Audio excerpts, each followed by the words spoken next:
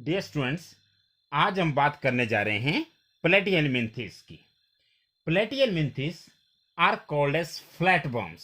This is very important. These are called as flatworms. Why these are called as flatworms? Because they have dorso-ventrally flattened body. Because they have dorso-ventrally flattened body. Now, what do you mean by dorsoventral flattened body? Dorsoventrally flattened body का मतलब क्या हुआ कि दोनों surfaces से body flat है. What do you mean by dorsoventrally flattened body? That is body is flat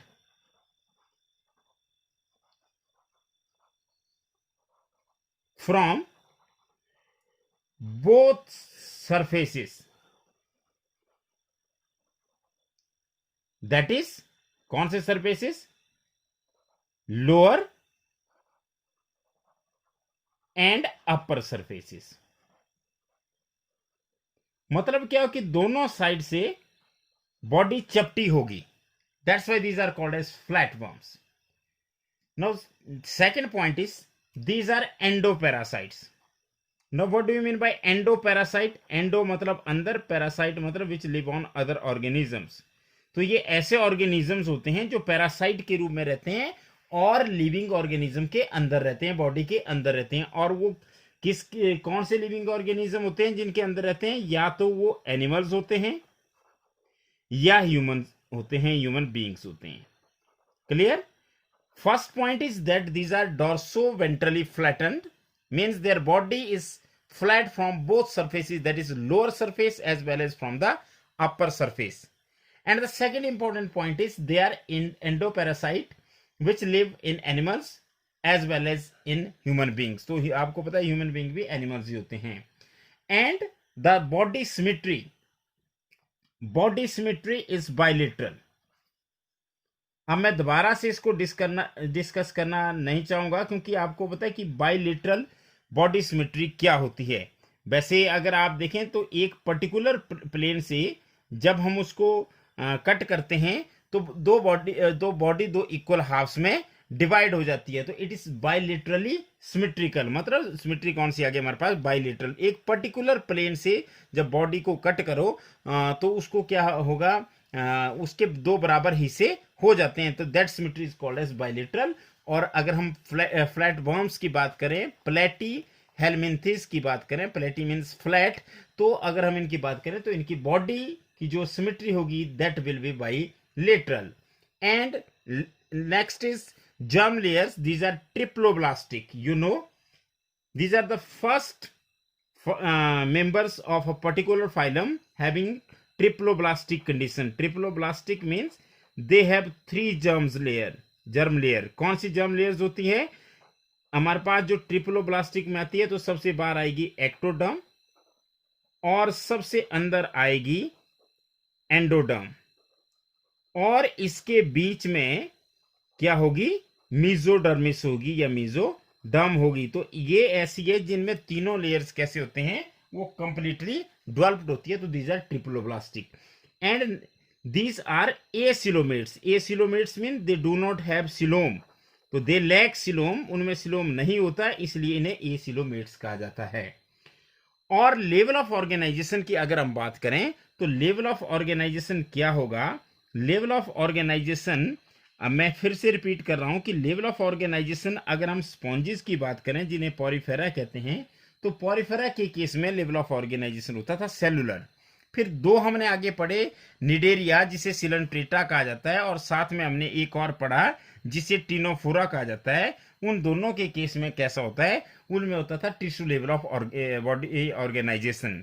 अब यहाँ पे जो लेवल ऑफ ऑर्गेनाइजेशन है वो है organ level of body organization. तो अब हम ऑर्गन लेवल पर पहुंच चुके हैं. मतलब बॉडी में ऑर्गन मिलेंगे, जो टिश्यू होंगे वो एक ग्रुप बनाएंगे और उस ग्रुप को कहते हैं ऑर्गन. तो ऑर्गन लेवल ऑफ ऑर्गेनाइजेशन होगा. इनमें जो एक और इंपॉर्टेंट चीज है, जब ये पैरासाइट है और आपको पता है वैसे भी एंडोपैरासाइट है, तो इनमें कुछ खास स्ट्रक्चर्स होते हैं, और वो खास स्ट्रक्चर्स क्या होते हैं?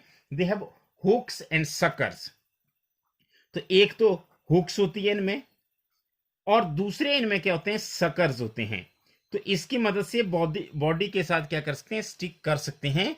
तो hooks and suckers are present in the parasitic forms. तो ये हमारे पास आ गए, जैसे हुक्स इस तरह के स्ट्रक्चर हो गए। ये देखिए, ये हुक है, ये किस्म की जैसी पिन की तरह हुक हो गई। और सकर जो होते हैं वो इस तरह के स्ट्रक्चर्स होते हैं।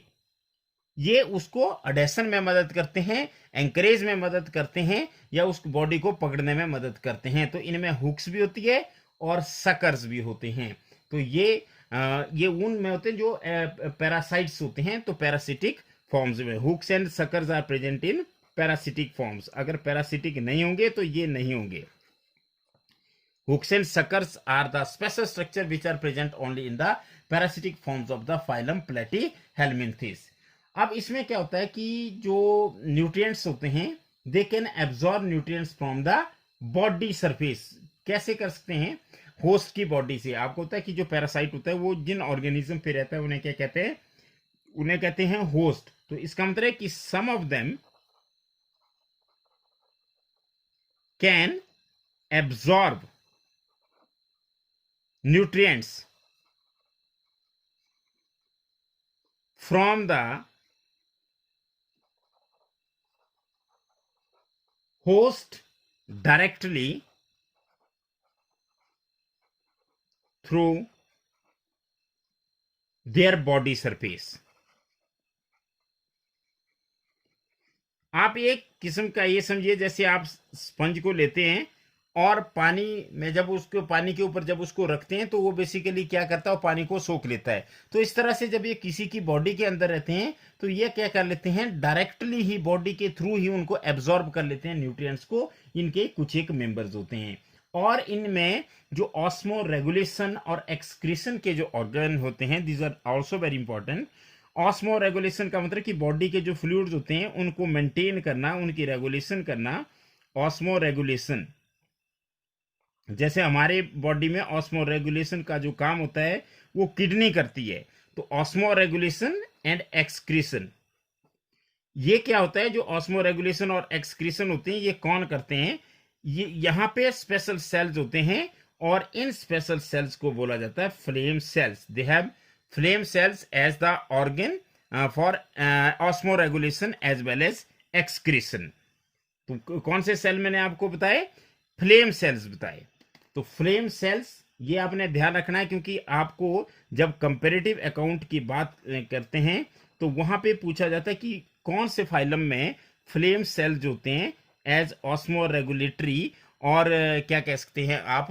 एक्सक्रीशन में मदद करते हैं। और फ्लेम सेल इन्हें क्यों कहते हैं ये भी आप देखेंगे कि इनकी जो शेप होती है वो just like the flickering of flame ऐसे होते हैं।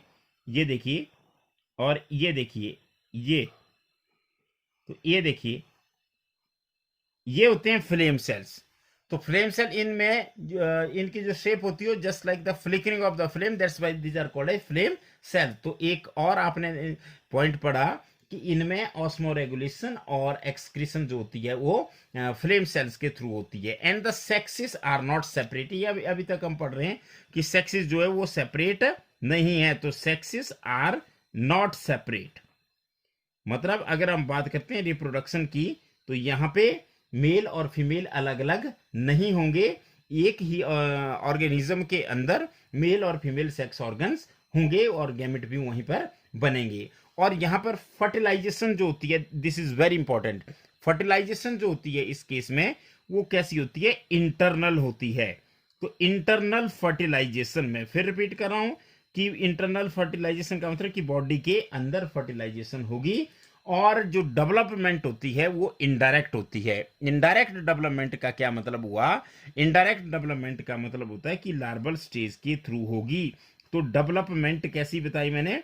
इनडायरेक्ट। और एक और मैं आपको चीज बताऊं कि यहाँ पे लार्वल स्टेज एक नहीं होगी, यहाँ पे मैनी लार्वल स्टेजेस होगी। That is many larval stages. ये बहुत इंपॉर्टेंट है कि एक आधा लार्वा नहीं होगा, बहुत सारी लार्वल की स्टेजेस आएगी। और इसलिए इस टाइप की डेवलपमेंट को क्या कहा जाता है, इनडायरेक्ट डेवलपमेंट कहा जाता है। और इन्हीं में एक एग्जाम्पल होता है प्लेन एरिया। अगर हम प्लेन एरिया की बात करें, मैं यहां पे लिख रहा हूं प्लेन एरिया।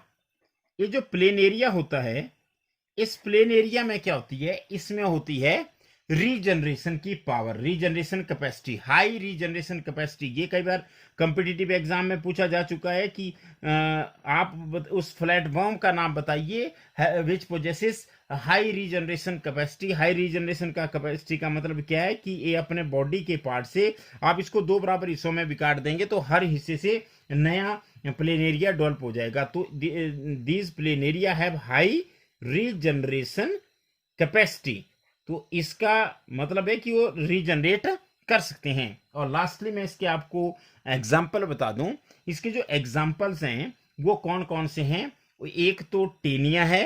अगर हम टेनिया सोलिया में वैसे, पर मैं आपको ऐसे बता रहा हूं, TAENIA, टेनिया। टेनिया का मतलब टी से टेनिया और टी से टेप वर्म, और टेप वर्म में दोनों साइड से फ्लैट होगा तो फ्लैट वर्म है वो। तो एक तो इसमें टेप वर्म है, और दूसरा इसमें है फेसियोला। फेसियोला वैसे हिपेटिका होता है। तो जो फेसियोला होता है वो फेसियोला दूसरा एग्जाम्पल है इसका, इसको लीवर फ्लूक कहते हैं। Fasciola, FASCIOLA, Fasciola. और ये क्या चीज है, ये है लीवर फ्लूक।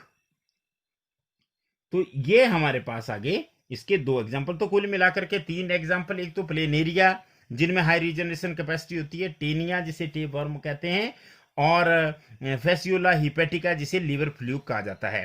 तो अब मैं देखिए आप साथ साथ यहाँ पे स्क्रीन में स्क्रॉल हो रहा है कि हमारे पास जो टेप वर्म है उसकी बॉडी किस तरह से आप देखेंगे। उसमें स्कॉलेक्स होता है, फिर बॉडी होती है, बॉडी सेगमेंटेड होती है।